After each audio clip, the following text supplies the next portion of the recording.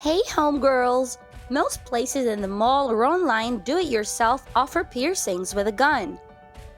Many people are not aware why this is a bad idea, so allow us to give you some important information.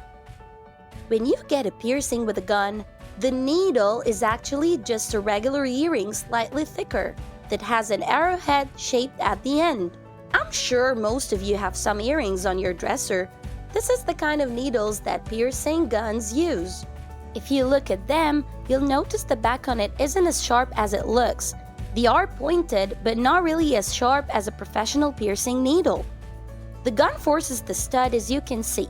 It is a straight post with a slightly thicker arrowhead-shaped end. This method causes blunt force trauma to the area and destroys the surrounding tissue.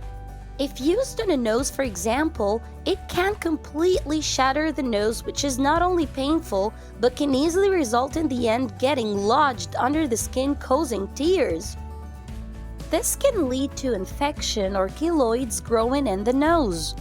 The piercers at places like this train for about 3 weeks, whereas a professional trains for months and sometimes even years. Standard needles, like the ones piercers use, are really smooth and sharp. They don't damage the tissue as it goes through smoothly. Piercing needles are also hollow, which removes part of the skin to make room for the jewelry, unlike the gun that just pushes the skin to the side. This makes the process less painful and easier to heal. If you're looking to get a piercing, it's not only safer but less painful to go see a professional.